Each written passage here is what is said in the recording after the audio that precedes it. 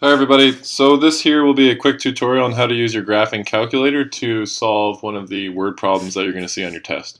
So I chose the one from the review, number 6, so the one where a punter kicks a football that allows for the equation h of t equals minus 6t squared plus 25t plus 2, where h of t is in meters and t is time in seconds. So the first one we want to know is how long until the football reaches its maximum height.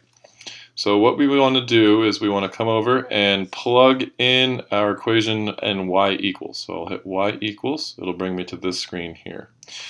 I'll say minus 6x, and don't worry that it says x, that's just a variable. So it's not able to select t, so in this case we can just pick the variable x.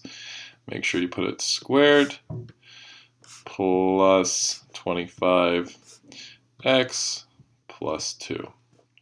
So that should give me my equation. Now I'll go over to my graph and see that it'll be able to fit in the window. It's really important for our graph to be able to see the whole thing.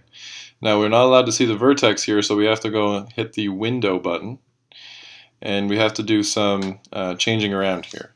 So our x-min, well, we're not too worried about negative time because our x-axis is going to give us time. So let's say that this is just be -1. Our x max, it should be less than 10 seconds for it to hit the ground, so we're fine there. Scale of 1, that's okay. Let's go for a y min. Let's change that to just about -2. We don't really need to see too many negative values. It doesn't go below the ground, so it's fine there. Our y max, now let's pick something a little bit higher than 10, so that way we're able to see the whole flight of the football. So let's say about 50. And then our y scale should be fine in our x resolution. So that should be fine. Now this will be a little bit of troubleshooting depending on the question, and it's important to be able to see the whole graph. So we click graph again, and now we are actually able to see our vertex and when it hits the x-axis on both routes. So the first one is asking us how long until the football reaches its maximum height. So we want to know what the vertex equals. So when we say, we come over and we're going to hit second function trace. And we're going to pick maximum. So we want to know the maximum value. So let's hit number 4. And it's asking me for left bound. So I need to find my cursor here.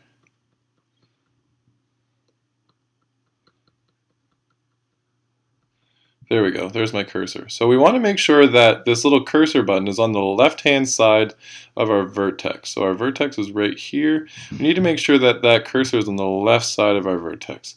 So once we're over here, we can click enter.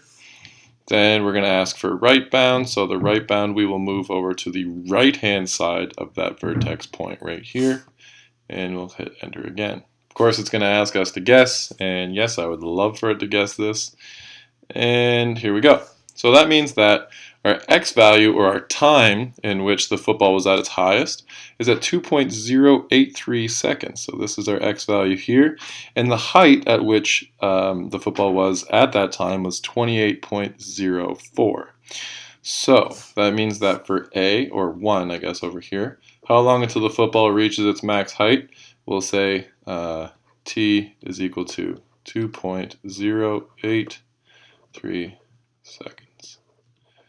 Now, of course, you can figure this out using the quadratic, or sorry, your negative b over 2a, if you want to just plug it into that. But it's always nice to be able to check with your calculator as well.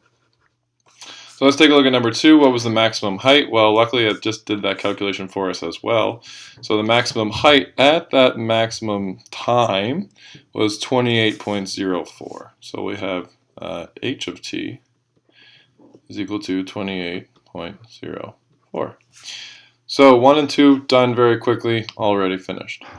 Now, like I said, if you want to show the work, that'd be great. You'll be able to get part marks for showing your work. If you were to just plug it into your calculator and say, I did it using my calculator, it's harder for me to give you partial marks. So just keep that in mind and have confidence either in either method. So for number 3, how long until the football hits the ground? So we're interested now in our roots. So we're looking at this point right here. So this part where it finally hits the ground at the end of its flight. So over here we want to go second function trace so we can get to the calc screen. Now what we're interested in is we're interested in a 0. And the 0 is on the x-axis. So wherever we're looking for a y value of 0 where it hits or crosses our x-axis. So we're going to go down to 0, hit enter. Now again, it's going to play with this left bound question. So I want to make sure that this cursor is on the left hand side of this root that we're interested in. So it is right now. I'll hit enter. Now the right bound, you want to make sure you bring it all the way over to the right hand side of where it crosses the x-axis. So if I can't see it anymore and it's on the right hand side here, I know I'm good to go. So here are my 2 points. It's going to guess. So it should give you an indication here that when y equals 0, and that's your indicator to show that you've actually done this correctly. So when y equals 0, you know that you'll have 4.245 seconds. That is when it hits the ground. So we'll have 4.245 seconds.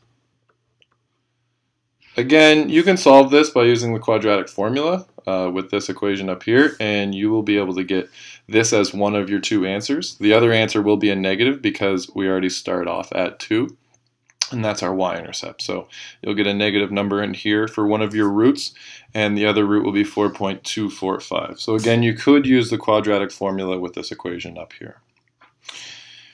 So for number 4, when will the football be at 15 meters?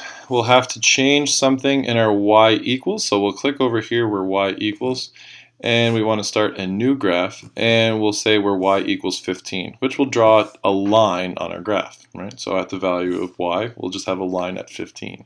So we'll hit enter and come over to graph. Just to make sure we did it correctly, you should see a line intersecting the value at 15. Now, we'll have to go back into our calc. So we'll go second function trace to get into our calculations menu. And we'll go to number 5, intersect. Now we've done these before with our exponential graphs, and we're doing it again here. So wherever it's asking me for my first curve, here's a little tricky part about this. Because there's 2 values for where y equals 15, we need to make sure we're getting them on the right side. So I would bring my cursor all the way over to the left-hand side of where the first time we hit 15 is for my first curve, and then hit enter. And then as long as I'm on the left-hand side for my second curve, then I'm fine as well. So we want to make sure you're on the left-hand side for this go. Hit enter again. Want to guess. So where this intersects at y equals 15 for the first time it hits 15 meters, it's at 0.609 seconds. So 0.609 seconds. Now because it's a parabola, it hits it twice. So I'm going to go back, second function, calc, do an intersection again. Oops, one too many. Here we go and intersect again. Now this is really important. We want to see where it crosses over again. So we need to bring this all the way over to the right hand side of where it intersects again. So if we bring it over here, it'll be good to go. We hit enter, asking if this is my second curve. Yes, it is. Wants to guess. And there we go. So we see y equals 15 again, but we'll have a different value because we're on the opposite side, on this side of our quadratic. So at this time we'll have 3.55 or 3.56 if we want to round. So we'll say or 3.56 seconds. So that is just a quick tutorial on how to use your graphing calculator to answer one of these word style or word problems that we're going to have on our test. If you want to use this just to check your work, that's great. If you want to use it to answer the questions, that's also fine. Just be confident that you're going to get the right answers. I can't give you part marks if you're just showing me the final answer. So please be aware of that moving into the test tomorrow. Everybody have a good day.